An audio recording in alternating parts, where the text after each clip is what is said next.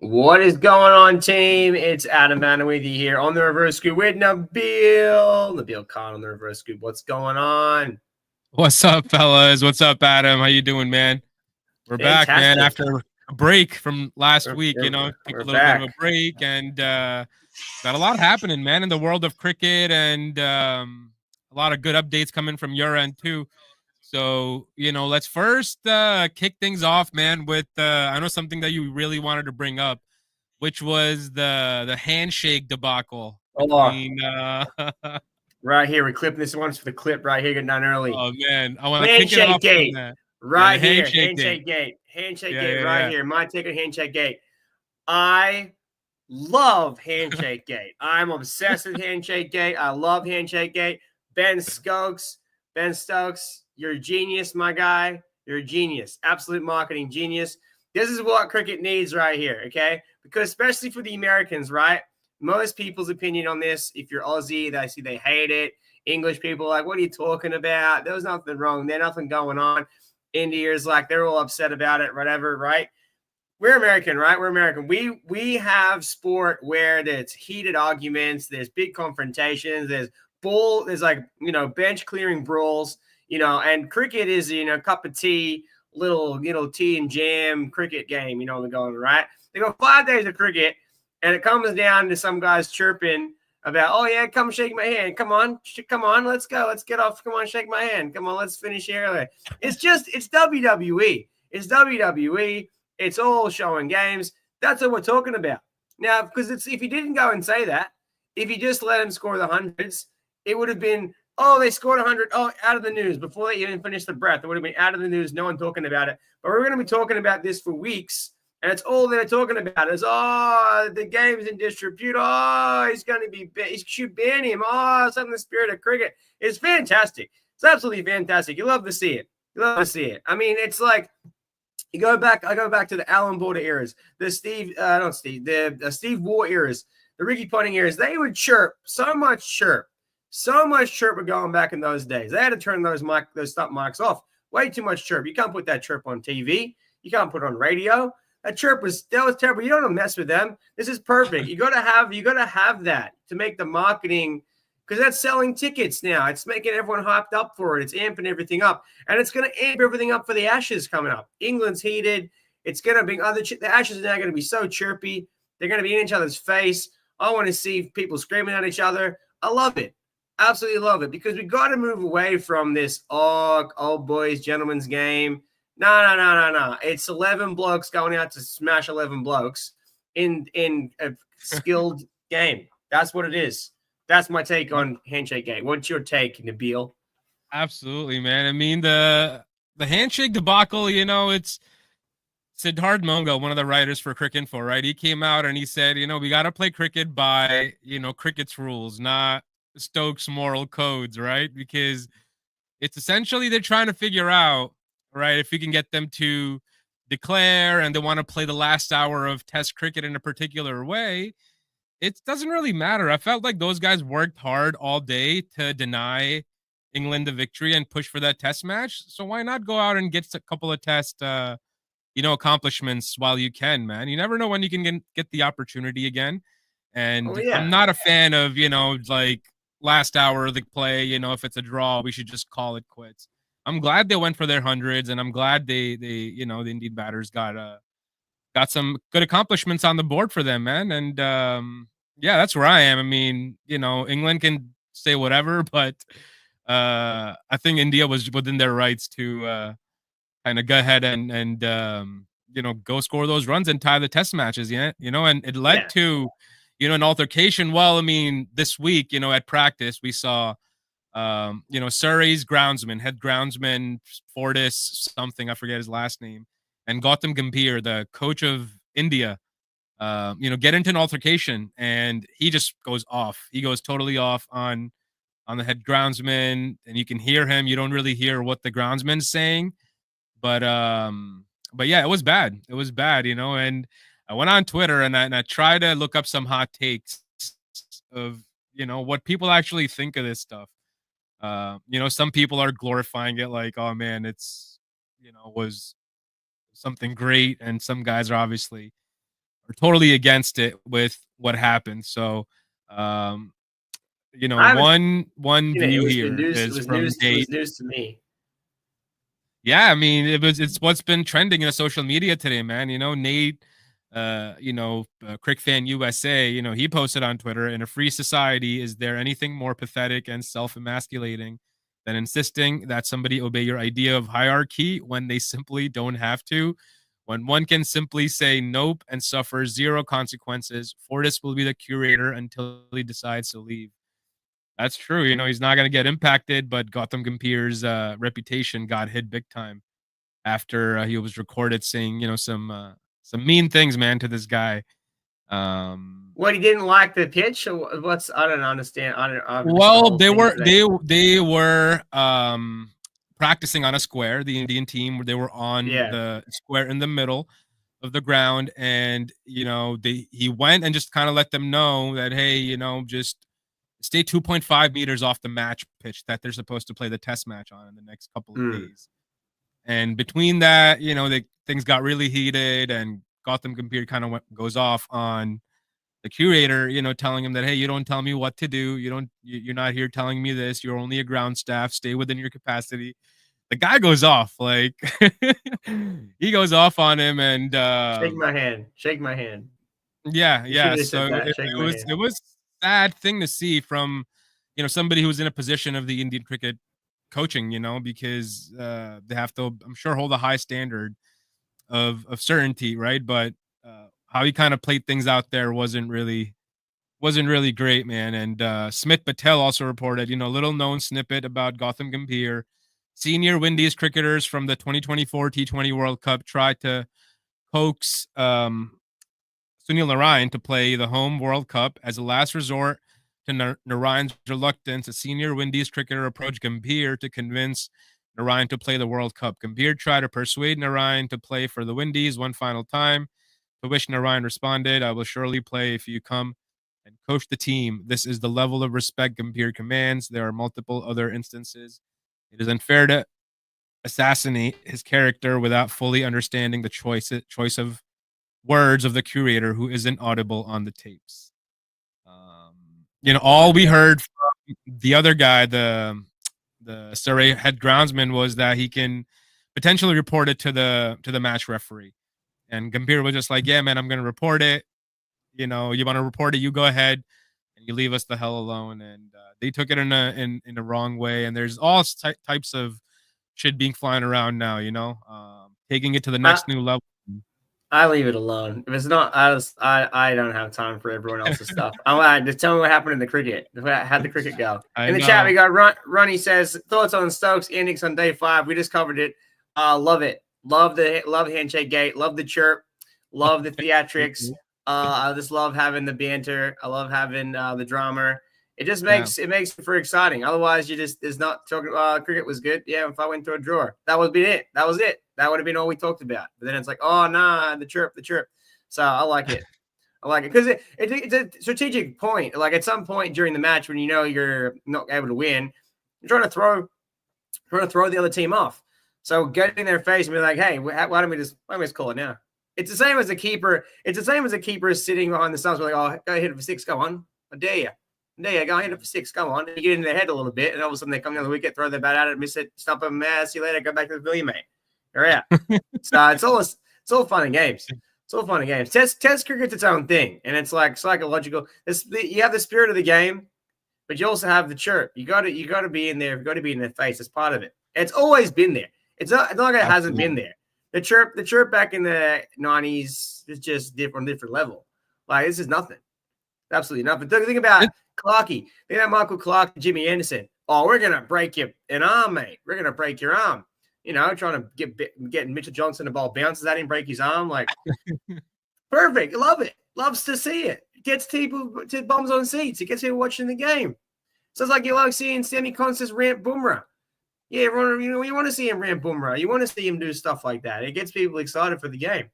It's got to be fiery, man. You know, the fieriness within Test cricket is what makes it alive, man. You know, that's why I think it needs to be a certain balance between bat and ball, right? I mean, if we're going to produce flat decks again for Test cricket. I don't know how good of a All advert day. that is for All Test day. cricket. I don't know, man. Give It's me got to a have flat deck something all for the day. bowlers. Nah. It's got to have something for the guys, right? I want to go those out there and decks compete.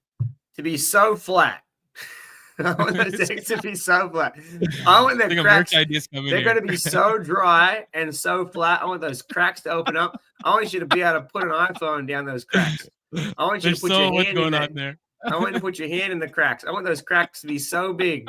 I want those cracks to be so big. I want the rough to be so roughed up from scuff marks and cracks that ball turns 90 degrees.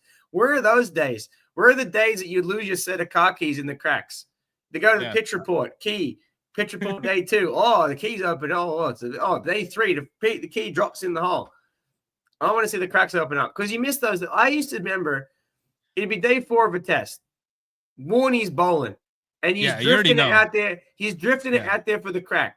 He's drifting it out there for the foot mark, and you're like waiting for that one to grip and turn, and then it's fucking gone, absolutely gone. Lights out, takes the stumps out, beats him around his legs.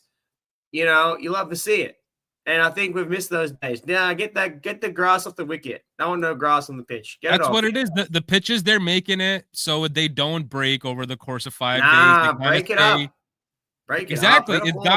By the 3rd day's play, it should really be the best day to bat on. You know, the 3rd day when you go out there, it's the moving day, they call it, right? Where you can score runs, get wickets, and 4th and 5th day starts to deteriorate a bit more. But we haven't seen a lot of that. It's either in the first 2-3 days the wickets do too much, or maybe the quality of the players isn't, there to kind of compete, in this day and age of Test cricket, because we're all about the fast-paced version, T20, T10, Super Sixes, whatever we want to call it. All the quick. Well, I like the Test matches. There's a place for Test matches. There's a place for Test matches, and it's like there's a place for it, and it's things like this. Handshake gate that keep the ball rolling. I mean, all 3 tests, India and England have been superb.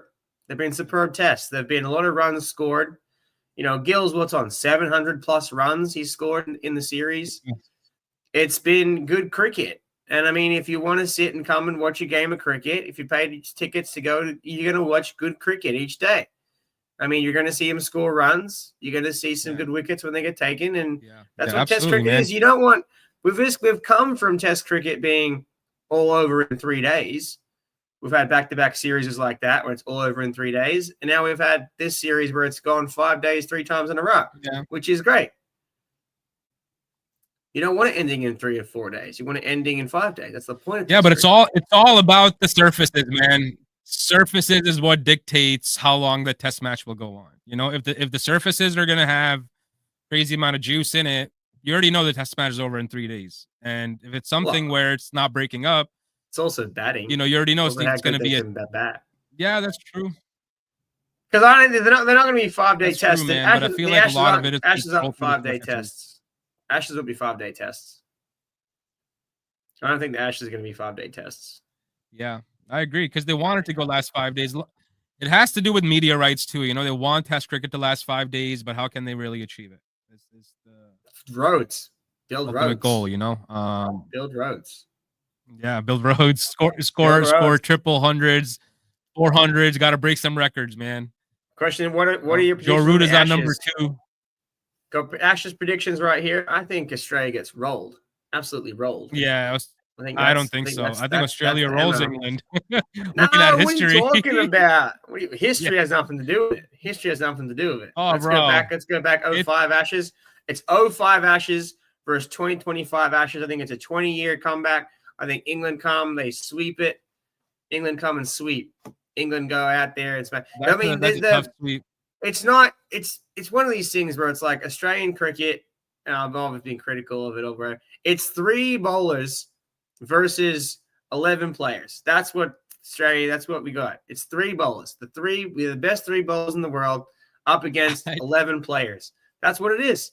Doesn't matter. Australia's gonna go out and bat. I think you're being harsh, man. I think you're being a bit harsh, because you're an Aussie, Yeah. Of course I'm being harsh. I got the American flag right here. American flag. Where's the Australian flag? It's American flag right there. American right here. Nah.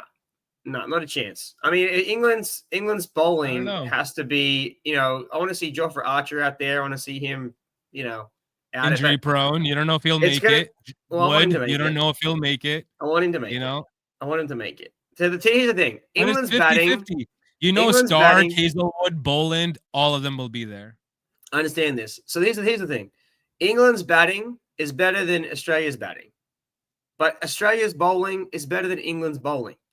So that's the conundrum. That's the conundrum. And I think all that England have to do I just think get batting one is more 50-50, run. bro. It's suspect. Not even close. Not even close. So Kawajas hasn't scored a run in 2 years. I mean, Zach Crawley hasn't scored that many runs. I mean, Joe Root. Joe Root's the best batter in the world right now. Okay, hands down. Forget about it. Put it away. Not an argument. Then there's no one in the Australian lineup scoring any runs. Cam Green doesn't know what he's doing. He's coming back. They love him. He's back at 3. Khawaja hasn't scored a run. Khawaja has gotten out the same way 12 times in a row. Player of the series in this T20. Who? Oh, Cam Green? Oh, but it's not test cricket. That's T20 cricket is different. It's different. Different. Yeah. It's different. So he hasn't performed in the test matches. Now, can he go out there and bat? Because you have to go and bat all day. You got to bat all day. That's the difference. You got to bat all day. It's different. You got to cricket test. If you want to go and play baseball, then play baseball. But if you're not, you got to go bat all day. And we don't have batters that can bat all day. So, and they figured out how to get out head. You just bowl around the wicket. Just come around the wicket, angle it in his pads through the gate all day. Left armers. Put on a left armor. Put it through the gate. Right through the gate. Full and straight. That's how you get head out. Not that difficult. How you get out Khawaja? Just put it full stump, short of a length. Get him. He'll square himself up, take an edge, catch it the second slip. Out. See you later. Consist, don't know what he's doing. I think he's obviously the future there. But what they need to have Josh Inglis. Josh Inglis needs to be the opening batter for Australia. If I was a tech selectors, I'd have Josh Inglis. I'd have Constis. I would have Alex Carey's probably our best batter right now, and he's batting at 7, 6, 7. Wherever 7, yeah. You got to bring him up the order, I think. He's the best batter. You go Bo Webster is batting well right now, but Smithy, obviously he has a century in him. Head's got a century in him, but I think the problem is that they're going to go few and far between. Can they put it all together? And here's the big thing. Here's the big thing right here. No one has come to no one has, what's the word I'm looking for? No one has realized what an impact David Warner had in the Australian cricket team.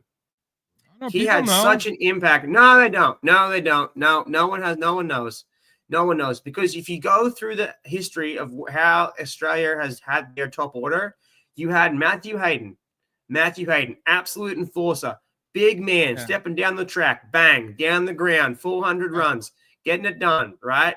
Huge player, big impact, put the pressure on the opening bowlers, right? And you had Langer at the other end backing him up. They scored a lot of runs. They set it up a lot. Then Punter came in. Bang. Punter. Getting into it. Nothing off the hook there. Bang. Next batter coming in. What do you got? Steve Waugh at a point. And those will probably need to be overlap. Who came in 4 after punting back in the day? They got Martin. Sorry, you got Damian Martin, I think, came in next. And you got down the line, right? But the setup was there. And Warner, again, he came into the team, set it up.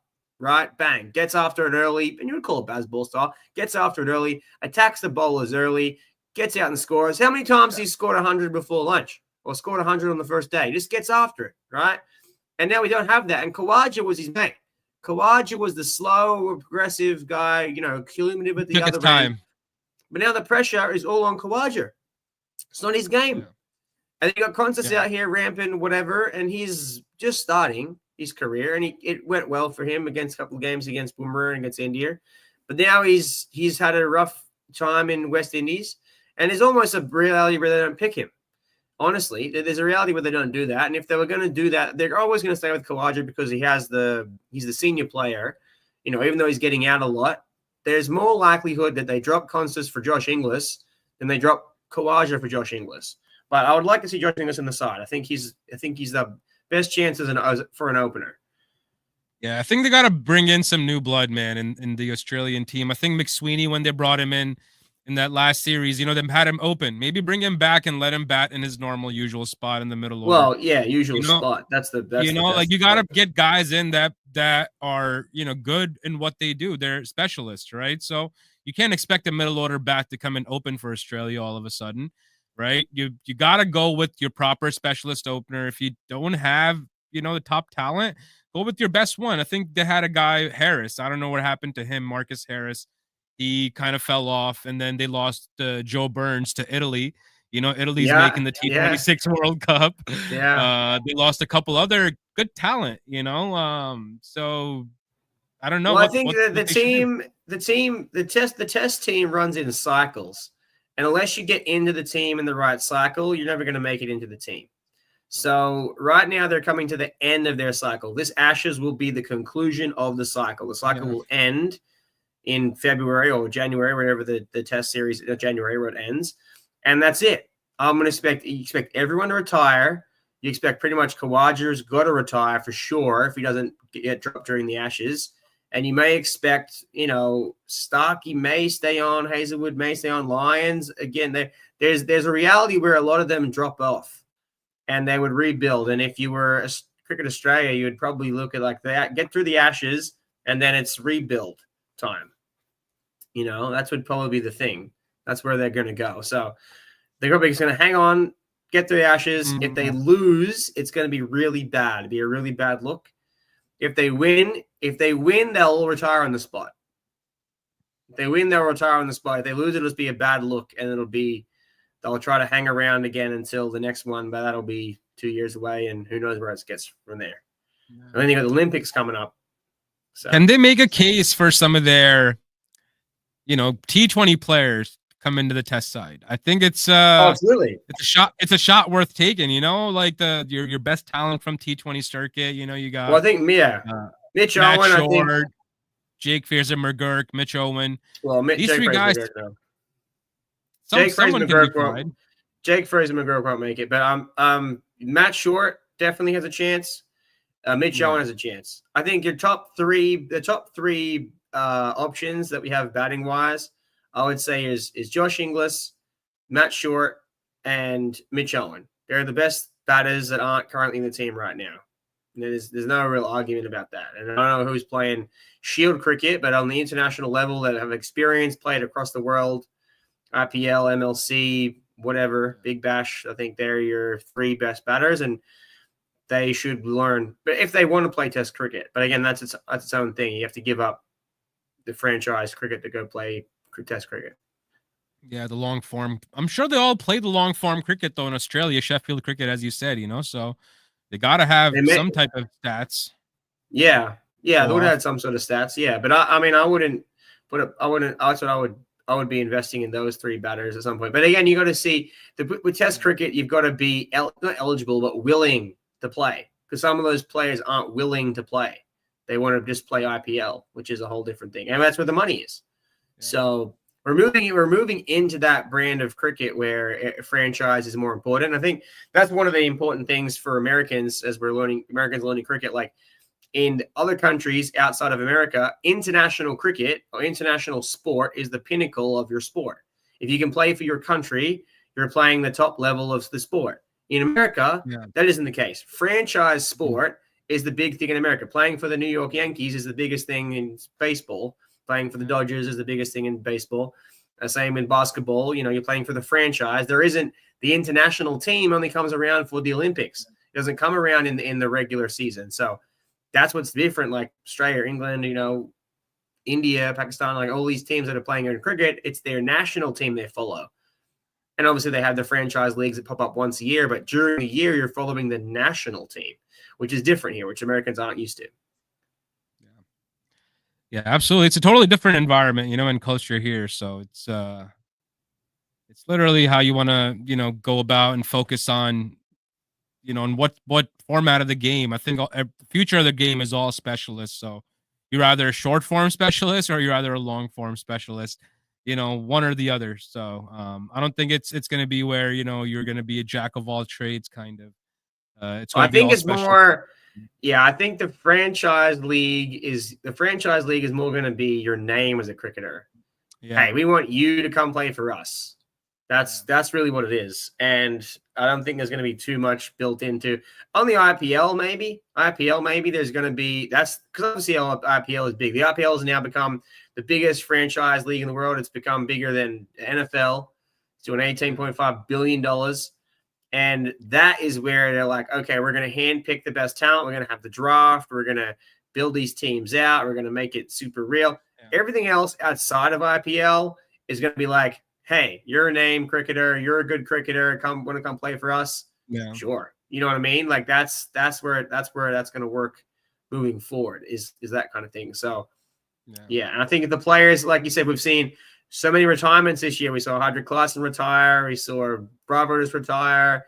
Corey Anderson retire. DeCock, a bunch of guys have and Puran retired from international cricket so they can all focus on franchise cricket because that's where the money is. And that's where the entertainment is. And I think it's where the teams are too. I think it's exciting. You know what I mean? We have a lot of stuff happening in West Indies cricket, for example. But then the impact of guys like Puran missing out, you lose 5-0 to Australia and, all of our West Indies fans, kind of are not in the best moods, man, because a 5-0 loss to Australia always is, I'm sure hurts. Well, they're just a different team. It's a different team. And we touching on the 5-0 loss to Australia. There was a clip going around and I don't know where it came from, but they were talking about how grade cricket in Australia is just a different beast. And if you played grade cricket in Australia, it's just at a different level than playing club cricket or county cricket anywhere else. And that couldn't be more true. Absolutely could be more true. Just the way we train in grade cricket in Australia gets you to a place physically, mentally, cricket IQ. It's so cutthroat that you have to be the best of the best. Like if you think about it, like who was I competing with? When I was that age and I wanted to try to make the Australian team, okay, I'm competing against Steve Smith and David Warner to make a spot. They're the same age group, right? Steve Smith's 2 years younger than me, and Dave Warner's 2 years older than me, right? So that's the players that I was competing with to make the Australian team. Yeah. Right. And when you're 16, at that point, if you're not the top in your bracket, and then you're not moving to Sydney to go play in the grade cricket system in Sydney, this is the elite, the Sydney New South Wales Blues, like that one, then you're not making it. And then they can say, oh, okay, well, you're really good where you're batting right now, but you're not the best. So you're never going to make it. Right. And then all of a sudden you country hop and you move somewhere like Burns, right? Joe Burns moves to Italy. All of a sudden now he's Italy's best cricketer, right? Yep. He was he was a good Australian cricketer, right? He made it to first class cricket. He made it to the Australian team. Didn't make too many rounds. Okay, didn't get that long, but that's fine. He got a bag of green. He made it work. Lived the dream. But he moved to England. Moved to Italy, and now he's the best cricketer out of Italy. Same with all the people that come play for USA. They were good cricketers in their home countries, but the cutthroatness of being in India or being in South Africa or being in New Zealand, it's so cutthroat trying to make it to the top and staying in the 11 that you move to America. Perfect. You're a perfect fit for the team. You're the best. You're now the best player. You know what I mean? Yeah. And sometimes it's like, it doesn't matter. Like you could be moving from a top system to a top system, kind of like I believe what Devin Conway did, right? Devin Conway went from the South African system into the Kiwi setup. And, once he got there, he was able to compete and his game was, good enough to get to that national level. Same thing with another one of their players. I forget his name, the guy who came from Hong Kong. Chapman. Mark Chapman. Yeah. Yeah, same thing. Yeah. Mark Chapman. Well, think about Shadley. Yeah, think about Shadley coming from South Africa to USA. Think about Hamid, a bunch of them, Netravolgar, all these guys, Corey Anderson, all these guys, Andreas Gauss, like all the guys that we have here at USA, were all accomplished cricketers and high-level cricketers in their own countries, and then moved to America for whatever reason, some through, marriage or opportunity or work or, to play cricket. And That's what it is. But like the Australian cricketers, the depth, like the title right now, Mitch Marsh has put out a thing like it's a privilege to have this depth in the Australian cricket team. The level of cricket that comes out of Australia with only 20 million people, 25 million people is unbelievable because you play from the grassroots level. It's played at such an intensity. And the coaching is so high quality that by the time you're reaching that 15, 16-year-old level, it's like you could just country hop and then be the best cricketer ever at that point. Yeah, like but then how come we don't have anybody to replace David Warner, Adam?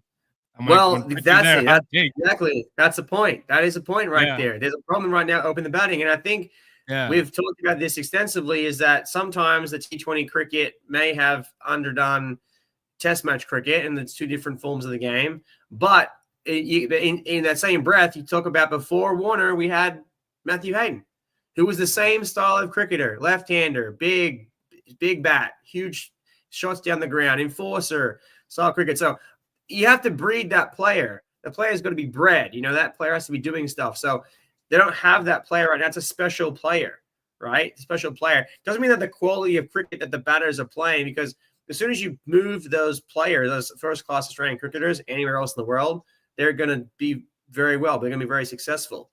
Because we're talking about Test cricket, which is the highest level of the highest level versus the highest level of the highest level. Like it's, you know, the best 11 from one country versus the best 11 of another country. And, you know, anything can happen. You know, it's cutthroat these days. You know what I mean?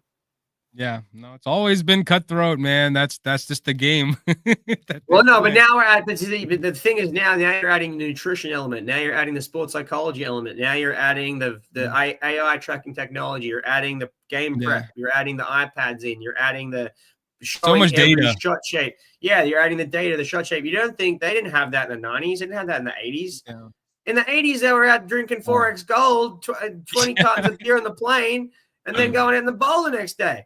That was how it was. It was just blokes playing cricket, drinking beer, and playing cricket. That's all it was. Yeah. But now you got all the data, all the coaching stuff, everything. You know everyone's shot check. They talked about this at MLC. Yeah. They talked about how they couldn't have Akil Hussain bowling to Nicky P because they knew that was a bad matchup, and if Akil Hussain was bowling to Nicky P would have smacked him around the ground. They talked about that in the press conference, and they knew that matchup. Like they have all the matchups in there. They know all the matchups. They know what's going to work, what isn't going to work. You know what I mean? So, yeah. I mean, the game has come that far, right? Where they have to obviously learn things much quicker, and there's so much more cricket as well. And I think that's a big reason why, where this development has fast tracked, because they have to play so much cricket in such a tight calendar that's packed with cricket. You go from continents all over, traveling all over the world, and keeping up with that, and being able to perform as a professional, it requires a different level of, preparation, different level of training, which, players from 80s, 90s, was vastly different than what it is today. Right. So the sport has developed, absolutely. But, I mean, the cutthroat and producing top level players, that still should be the same kind of a template, where you get your core players, your best players, to go through a certain level of training and preparation for them to get to that test level, mark. So, I mean, these guys came out of somewhere, right? The Michael Hayden, and all the big players. Yeah, Matthew Hayden, Michael Clark. Yeah, but you think about, so like back in those days, how it worked. And I mean, I was linked into this back when I was a kid, obviously. Like your first class cricket, your Sheffield Shield, that produced the elite players. And then those elite players were getting picked for the Australian team. And back in those days, it was mostly people coming out of New South Wales. That was most of the team was New South Wales based. And you had Haydos, Watson coming out of Brisbane, Queensland. You had Gilchrist, who's from WA, who actually transferred over, and then you had Ricky Ponting coming out of Hobart. And Victoria, you had Shane Warne and Murph Hughes out of Victoria. But that first class system built, that first class system is arguably the best, cricket to play in the world. Outside of international cricket, first class cricket back in those days in Australia was the top tier, top notch. Any top tier. You think any of those first class teams move them to any play them against any test team, they wouldn't have looked out of shape, right? It would have been beyond to beat anyone. But Australia has had so much talent that those guys, they just locked in on the guys that they had, and then everyone else kind of got under the rug and got a couple here and there when they needed an interchange or needed someone to fill in for someone. But that system, I don't know if it's the same system anymore. I've been disconnected from that system for a long time, and I don't know how strong it is and how much people follow it. Because I followed it, religiously when I was a kid. We would go to the Blues games a lot, and yeah, you'd watch that, and there would be more. The Australian team was more active because you didn't have T20s, right? So they were more active in playing state level cricket. So even if you were playing international cricket, even when it was your off time, you played state level, and then you would play international level, and it was you would play everything back and forth. But these days, it's like the national players don't play that much. They play a little bit. Like I know this year, Carey and Lavishane got out to play. Carey was part of South Australia's win. But yeah, it's not like a mandatory thing and not like it used to be. So I don't know. Yeah. I mean, we got a comment we got Imran Hussein who came back. I'm just gonna pop off his comment. He says, "Hey guys, sorry, I meant you guys are on some extra time. I'm late. Can you add on some extra time?" Oh, add on some extra time. We're sitting here, Imran. What do you got going on, man? How you feeling about the West Indies 5-0 loss? That's what we were just discussing too. We spoke about the England handshake gate, the debacle between Gautam Gambhir and the Surrey groundsman. And we got a big news from Adam that he can potentially drop about CPL. So you're a big fan. I'm sure you're going to be watching CPL. So Adam, you want to drop your big news about CPL, man? We got some news. We got some news. So yeah, news coming up, which we haven't dropped officially yet, but I guess we hear officially on the podcast.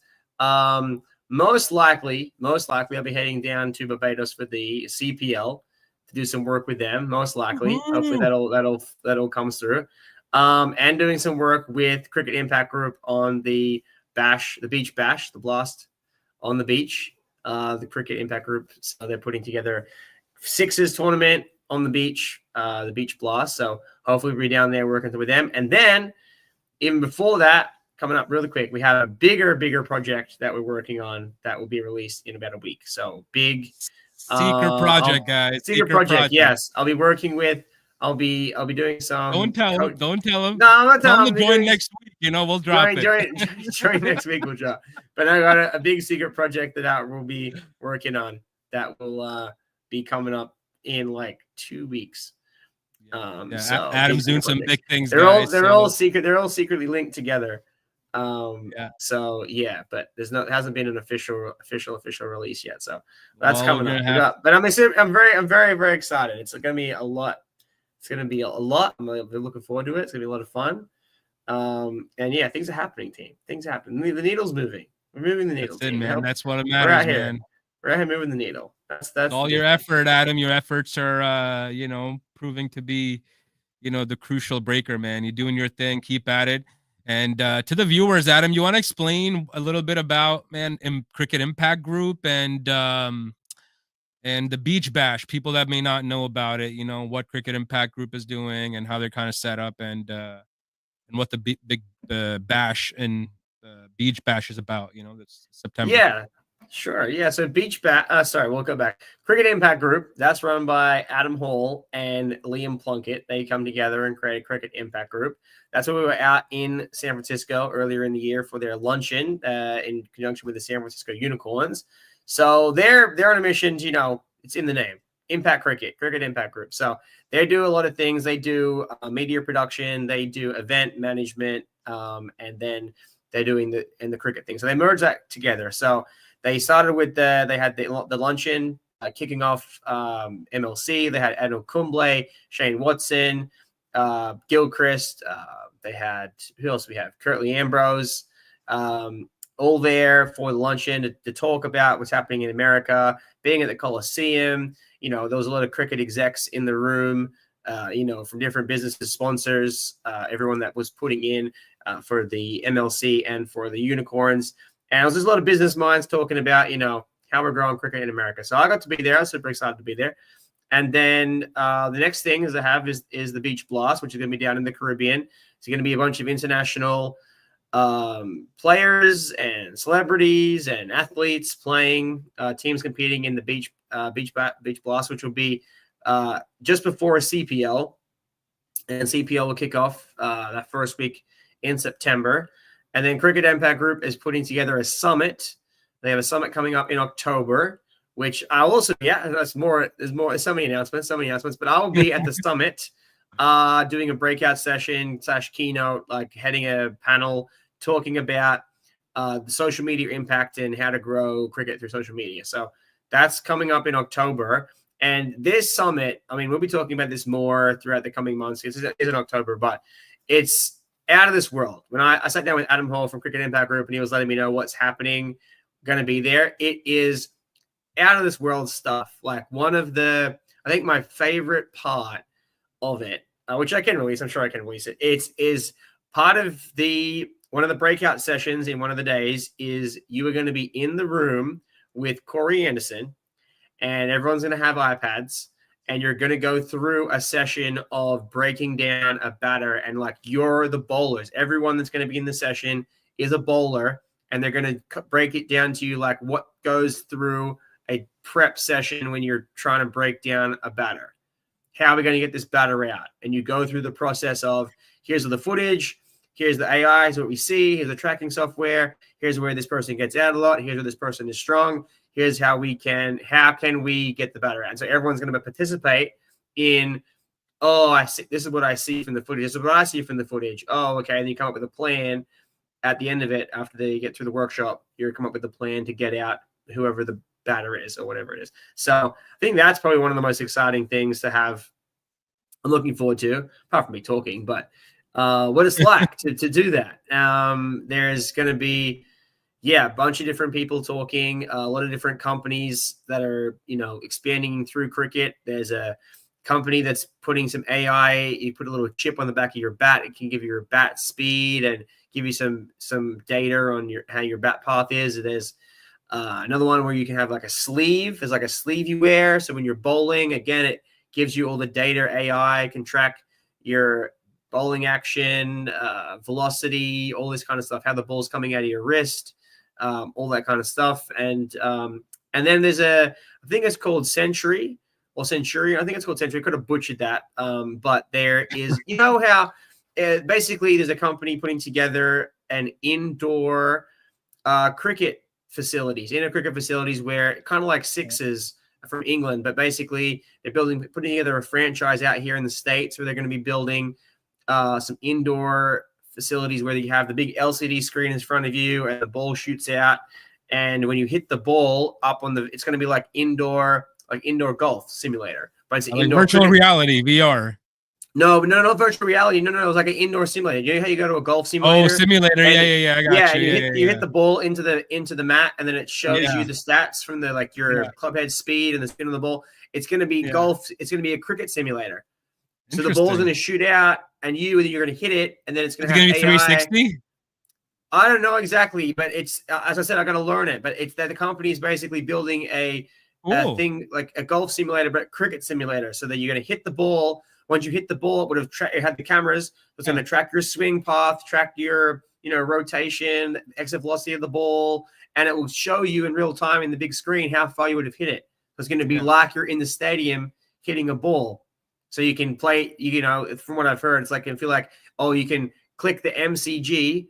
I'm going to play the MCG course today. I'm going to play the MCG ground, and then you're going to have Brett Lee bowl to me at 95 miles an hour. That's cool. And then I think I might be hyping it up. Maybe that's an idea though. If that's not the idea, that should be the idea. That's a great idea, man. There's a company that's doing something like that. It's like that. It's basically an indoor facility. I think that's the ticket. It's like you can pick situations, you can be like, an over from Brett Lee, you scored 20 runs at MCG. For example, Now I've just made that up, but basically it's an indoor cricket simulator. If they're watching, that's a good idea. I'll take some copyright. I'll take some royalties from it if it pans out. Yeah, hell yeah. But there's basically everyone that's doing something in cricket is going to be at the Cricket Impact Summit. talking about basically how we grow cricket in America. And that's what we're all trying to do here, trying to grow it so that we can. One of my new goals has shifted to, I want to be able to go to the bar and have the cricket be on the TV. That's the pinnacle. That's when we know we made it. Yeah. We made it when I walk into the bar, the cricket's already on. That's how we know we made it. That's what we're trying to get to. We're working towards it, man. We're working towards it. I'm definitely planning on getting to that impact group with you, during September, whenever that is. We got to figure that out. But we got some questions coming in from the viewers. Imran says India better watch out for us. All right, Imran. We all frustrated of what happened in the Australia series. Satch asked, "Where's the beach blast played?" It's in Barbados, right, Adam? Yeah. Let me get the official the official thing up here so we can get it. Yeah, it's going to be in Barbados. It's going to be just before CPL. Let me get the official rundown here. Right here. Adam's providing the rundown for where the beach blast is, guys. So, follow Cricket Impact Group, guys, on Instagram. You can follow Adam. You can follow. So it's September 5th and 6th. I am going to absolutely butcher this name, but it's Khaleesi Bay. Khaleesi Bay. I don't know how to say that. Khaleesi Bay, Barbados. Yeah, 2-day ticket experience, beginning family-friendly community day of cricket. So it's gonna be all happening. So the highlights. So it's co-ed. It's corporate teams, dynamic, competitive, mixed gender teams promoting inclusivity. We got professional features. There's gonna be live commentary. There's gonna be cameras in the stumps, all broadcast. VIP hospitality. So beachfront amenities. Sponsors. There's gonna be like a pool. I think there's gonna be like a poolside area that you can sit inside the pool. As well as being on the beach. So what's the number one goal of this, Adam, of the beach blast thing? What are they trying to accomplish with this event? I think everything is just creating an amazing experience. So basically making cricket experiences. Yeah. So this is like a cricket experience that you can go to. So it's 6-a-side teams, 5-over matches. So it's like Super Sixes. September 5th and 6th. And I think it's just like, basically it's setting up for CPL. CPL is going to be down there at the same time. And, promoting cricket and getting businesses involved with cricket. I see, yeah. It's kind of like opening act to the CPL is what you're saying. Yeah, basically. Yeah. And it's getting a lot of different people involved because, beach cricket is like he's been talking about sixes, like it's a way to bridge the gap between non-playing cricketers, non-cricketers and cricketers. Anyone can kind of play. You can throw anyone together and make a team, figure out the rules, anyone can swing a bat. It's not like hardball cricket, you know what I mean? Because hardball cricket there is a learning curve to be able to play that successfully and safely. That's the other thing, is doing it safely. It's you can't just take a baseballer, for example, and put him out on a hard ball and think it's going to be okay, because it's not going to be okay. It's not how it works. I know. But you have the baseball cricket back and forth all the time, which is harder. There's only really one answer to that. And because it's just they're not used to it. They're not used to the bounce. They're not used to the hard ball. They're not used to having to wear all the equipment. Can it be learned? Absolutely. I'm still going to die on the hill that America can be the greatest cricket nation in the world because of the sporting philosophy, the sporting mentality, the technology we have, the facilities. Yeah. It just needs to be the need for them to learn to play it. That's the ticket. And I think coming out of the Olympics, which we're probably going to touch on a little bit here, is there has to be a desire for the USA to, for the people of USA to want to do this bigger, because think about all the other sports that we compete in, whether it's soccer or swimming or track and field, getting behind Noah this year, Noah Lyles, USA Phelps, Michael Phelps, all the Olympics draws out things from the Americans that aren't really cared about in the 3 years prior or 4 years prior. But when it's Olympics, they care about it, right? So this is what we're talking about. They got to have a need. Then if there was a need, if we switched over half the baseballers and softballers like I said, I just took out I had a softballer that I was working with, friends of ours. They wanted me to teach them cricket. I posted the videos today. She played softball all through high school and college. Gave her a cricket bat, bang, smashed it, bang, smashed it, bang. Now, it was a cricket bat with a tennis ball, but the whole point is that with a few minutes of me showing her the swing, where to put her elbow, step to the ball, okay, it's going to come in on the bounce. It doesn't take them long. The hand-eye coordination is already there, right? Yeah. They're built with Americans have built hand-eye coordinated athletes. It's just now teaching them the other side of the coin. And I'm a big believer that if you taught a American kid cricket first, that would be a far better baseballer. I think that because if you didn't teach them baseball right away, if they didn't learn baseball until they were 15 and pre-15 years old, they just learned cricket, then I think that would be better baseballers because the psychology around picking the ball, that's the difference, is the psychology around picking a ball is hard to explain. I don't know how to explain to you in 0.4 of a second why I chose to go on the back foot, then go on the front foot, then pull it or cut it or hook it or drive it, or you know what I mean? There's a different thinking pattern. Whereas in baseball, it's either I want to leave it or I swing or I don't swing. That's pretty much the psychology. Swing or not swing. In cricket, it's picking. Yeah, but it's a bit more than that, man. It seems like it's a swing or not swing, but it's so much tougher when these guys are pitching 95 miles per hour, sinker, slider, slurve, curve. You don't know, where to actually, swing. It's still swing or not swing. Because in cricket, you have to swing.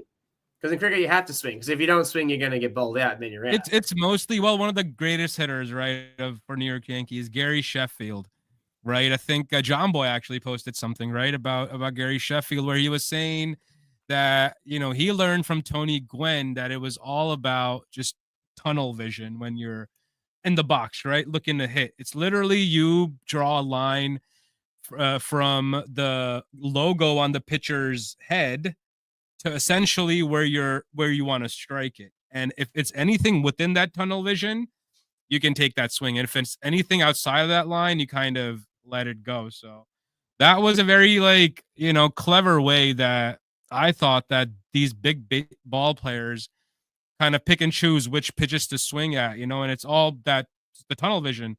If it lands in there, they swing at it. If it doesn't, it doesn't. And yeah, no, me too. And I think that's part of cricket. That's part of cricket.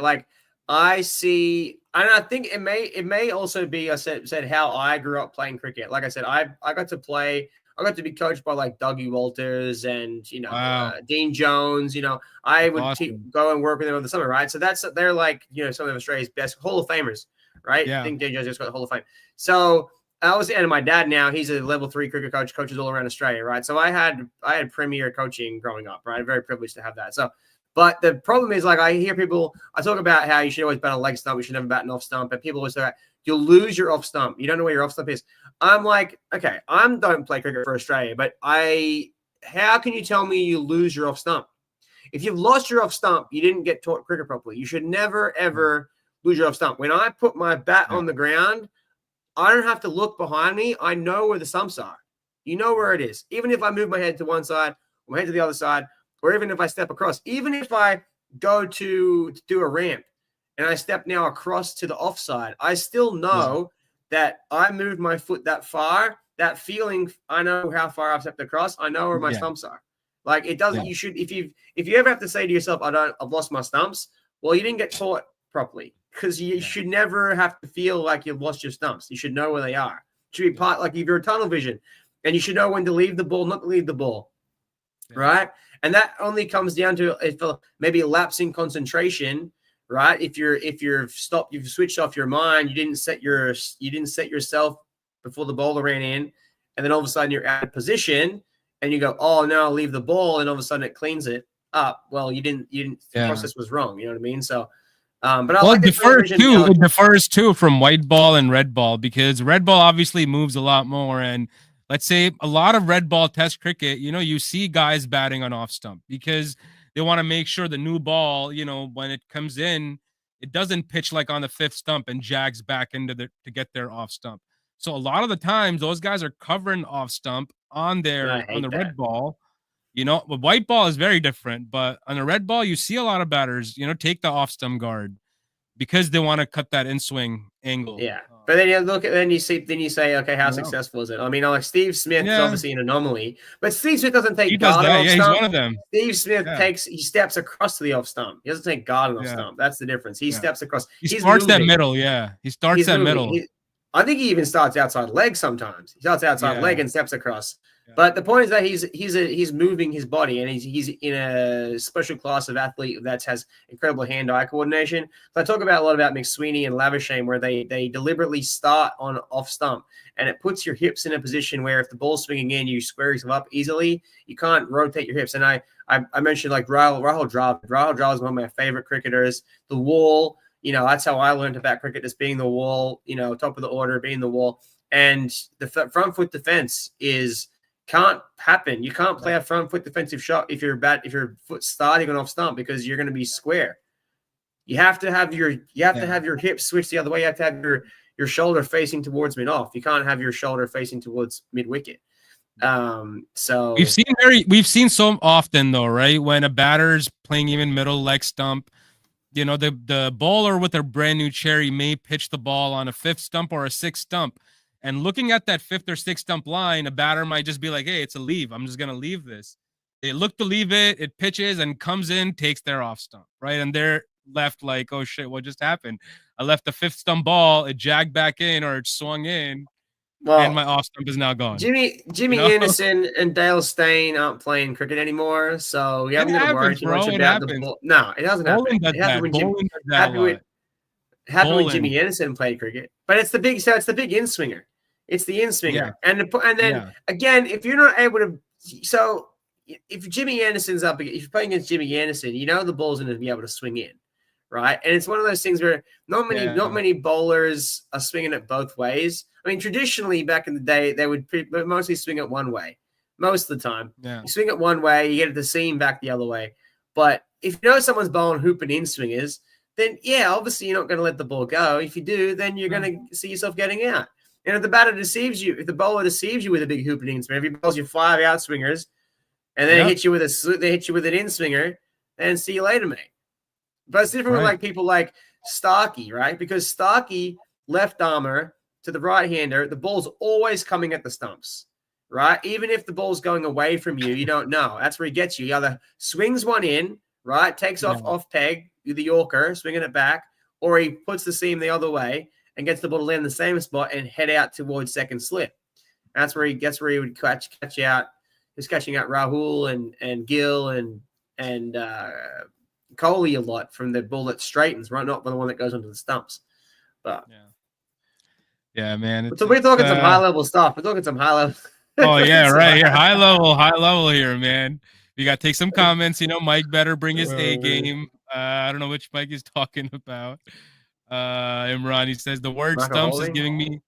Oh yeah, the word stumps is giving me bad memories of a certain series. Which series is this? He's probably talking about 2019 Ashes. Is that what he's talking about? Bad Bearstow? 2023 Ashes? 2023 Ashes, maybe. When was that? When was the Ashes? 23? 23, I believe, yeah. 23. Yeah, 23. I think he's talking about that. Oh man, but or you could be talking about, I don't know. Do you see the final ball of the second test against England, where the ball jumped? I didn't. You see the slow-mo? The slow-mo, he defends the ball bounces in front of him and starts rolling backwards towards the stumps, and then it takes like a kick. It like literally has a leap and then hits the stump, knocks the bails off, end of the game. See you later. Oh man. Yeah, one of those. It was just weird. It was weird when he slowed it down. Yeah. That's craziness, man. That's craziness. Let's talk a little bit about the updates on the Olympics and the USA cricket. Oh, USA implosion. Here's the scoop. I'm gonna give you the scoop. I'm gonna give you the scoop. Here's the scoop right here. We're gonna put it in a nutshell. USA cricket in a nutshell. Someone messaged me the other day. What's going on? I said, here's the nutshell. Jay Shaw is like, hey, you guys have got to all quit. ICC, they're like, you got to all quit. Everyone fired. Fired everyone. USA cricket's like, go jump in the lake, mate. We're not going to fire ourselves. We're not going to quit. There I said, no, quit. You got to quit. They They're said like, no, F you, man. They we're said not F going to quit. you. We're not going to quit. They're like, we don't think you can facilitate. We don't think you got the facilities. What's that? What's that mean? We don't think you got the facilities, big man. I don't think you got the facilities for that. They said, I don't, with J-Boy and the ICC, they're like, we don't think you guys can facilitate getting it all together. They're like, jump in the lake, mate.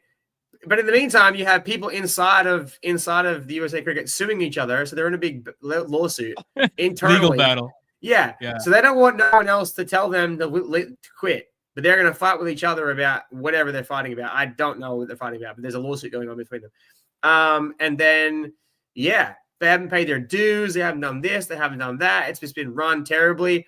And basically the ICC is like, we don't think you guys can get your together. So there is a kind of a reality where there is kind of a reality where the USA doesn't play. But I mean, I did speak with CEO of USA Cricket, and his words to me, Jonathan, his words to me were, I think we phrased it in a way when we asked him, it was like, is USA going to be a team? Is USA going to play at the Olympics? And his phrasing was, the home team gets to play in every sport in the Olympics. They get to play a home team. They get a team. Every event gets a home team. That was his response. How are they going to play? Every event gets a home team. So, but the challenge is that they're going to have 6 teams, right? So right now you take USA, and then you take the top 5. Now, I've heard 3 different versions of how this works. I've heard it's the top 5 nations. Now, from Jonathan, from the CEO of USA Cricket, it's top 5 nations. So you would have Australia, England, India, South Africa, New Zealand, yes, and then you would have USA, right? Yeah. Problem is that those 6 teams doesn't include Pakistan. Where is Pakistan on the list, right? Because the biggest game in cricket is India versus Pakistan. In saying that, they're trying to ban every cricket and Pakistan game. Don't even get me started. Don't get me started. Oh, that's a difference. That's a whole different kettle of fish, right? But oh god. But the point is that we pull on that for a second. We have to keep the India-Pakistan games. It's cricket. It's cricket, right? The people come to watch. It's entertainment for the people. They need something. I know no one doesn't like each other, but I don't know. You play the cricket game. Play the cricket game. It's the cricket game, cricket, right? Play it in a good spirit. That's part of the game of cricket. And that's part of what's mending fences. You mend fences through the cricket. You mend the fences. You go out, you play your cricket, you shake your hands, you go off the field, it's part of cricket, right? It's part of the spirit of cricket. There's a lot of things going on, man. Yeah, but part of it is, again, for the ICC and Cricket USA and the Olympics, they kind of want Pakistan there, right? But then that, again, it's gonna create its own set of problems. So then then I heard that there's potentially going to be regional. It's going to be regional. So like there'll be an Oceania team. There'll be a European team. There'll be an Asian team. There'll be a African team, right? So then you would say, so then it would be like South Africa, Great Britain, right? Great Britain would include a bunch of different things that would take care of Europe. Then in Asia, you would have to have India would take the Indian spot, right, over Pakistan. And then you would have technically now New Zealand, if it was Oceania, maybe New Zealand misses out and Australia gets the pick. And then you would have the Americas, which would be USA. But there's a bunch of different versions of it. How I don't really know how it's all going to work. And then apparently there's going to be a tournament for the 6th spot. So I've heard many different versions of how it's going to work. As far as I heard from Cricket USA, it's going to be the top 5 teams plus USA. So in the reality, that means that it would be Australia, South Africa, England, New Zealand, India, USA. Well, for that to happen, a lot of things need to go perfect, right? I mean, they're already put on notice, USA Cricket Board. They're already butting heads with American Cricket Enterprise and Major League Cricket over, whatever their contractual agreements were for the rights to, distribute cricket or whatever, the short form. So they're so tight that USA Cricket's kind of bound now, right? So they're bound to a point where they wanted to obviously change some things up on the contracts or whatever, and they're like, "No, man, you're bound. You gave us the rights. There's no taking this back," or like Ace and MLC. So, USA Cricket obviously is in the flux. They have 3 months to get elections done. That didn't happen for the last 3 years. The the board members have refused to resign. They want to fight on to see what's going to happen. So the next 3 months is essentially what's going to decide, the fate of this particular board. But it doesn't mean that it's the end of it. They've given USA Cricket the 6-step plan. If they can achieve it, sure. If not, I think they come in with the new committee to hold the new elections and maybe a new board, and things go from there. But right now they owe a lot of money to the players, over 1.2 million, and other things, that are just beyond kind of crazy. So they're in a flux, man. They're just trying to run around, trying to figure this out. Yeah, what's going to happen? So Olympics is not guaranteed for USA. Well, I think at the end of the day, they'll probably still end up there. I mean, I don't think there's a reality where you kick out the home nation, because again, I don't know exactly how the thing about if you can get Ray Gunn, if Ray Gunn can break dance for Australia in the Olympics, okay, in Paris, and do what she did, then USA can get a cricket team together and play. We'll go play. We'll put together our own team. We'll just put together our own team. We'll just say independent USA. We'll just play our own team. Okay, we'll just man.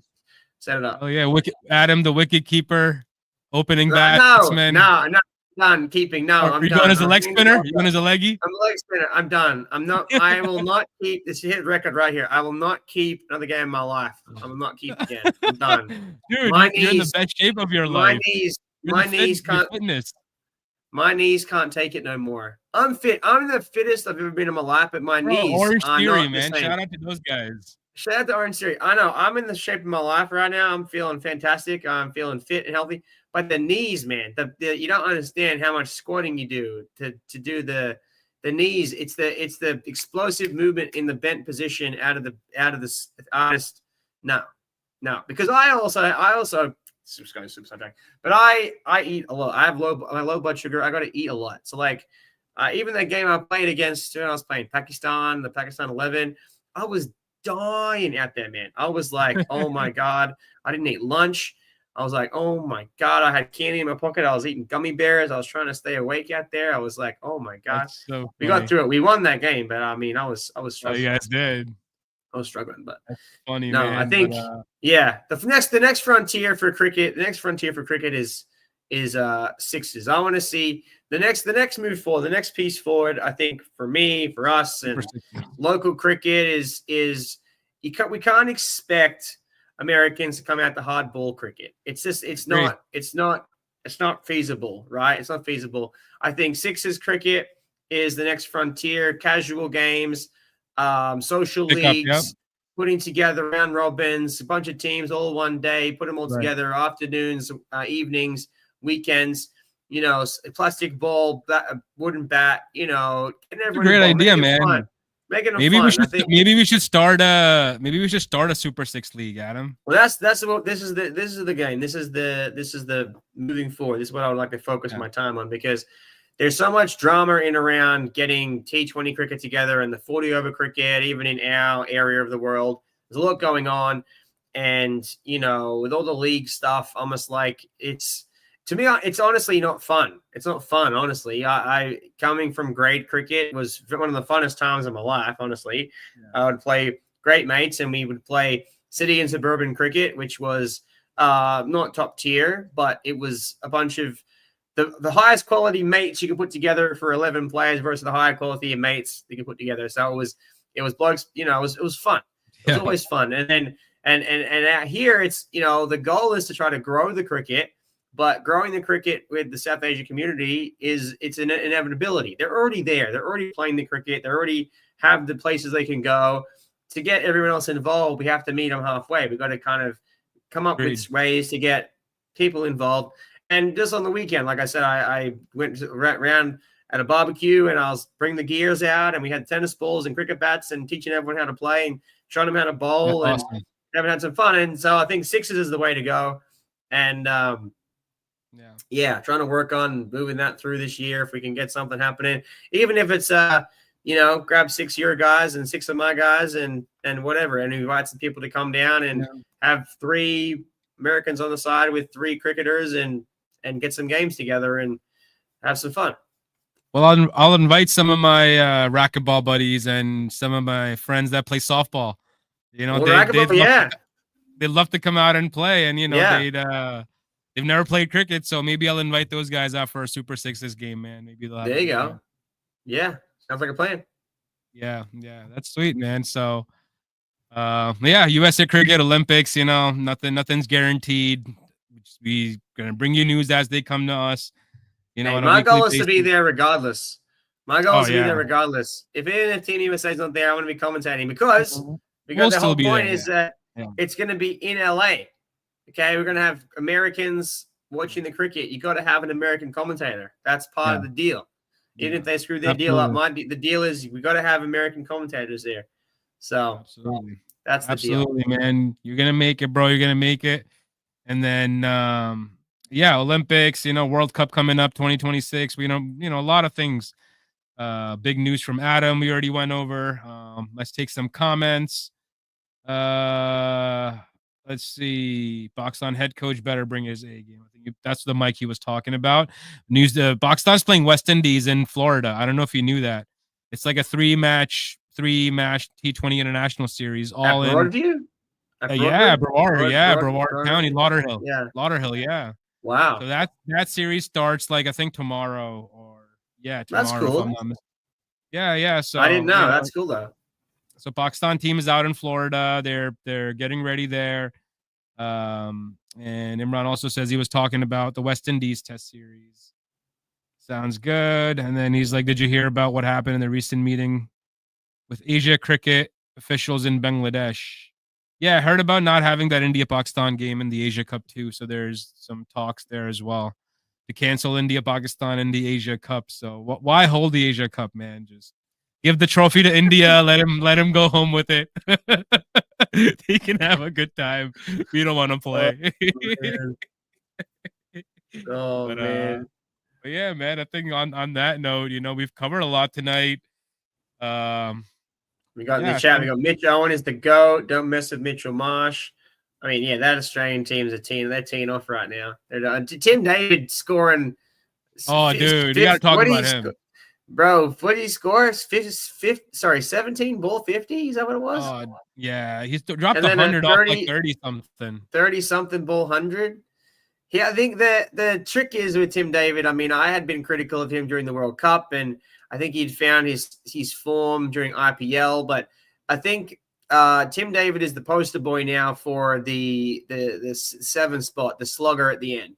I mean, that's the spot. If you're going to have someone come in as a slugger, that's the because you can pay your money. That's a key spot, man, if you can perform. Yeah, you got to have the closer / slugger spot, like your designated hitter, right? It's like a designated hitter spot. You like Maxwell. He came and opened. Right? Like he opened. He'd been at 3, been at 4, been at 5. He all around the place. But Tim David he's coming in now down the bottom of the order and slugging it, right? And I think that's a key position that batters should look out for in making themselves a specialty. Like Jake Fraser McGurk, I know that he had done very well in MLC. He hadn't done well in IPL.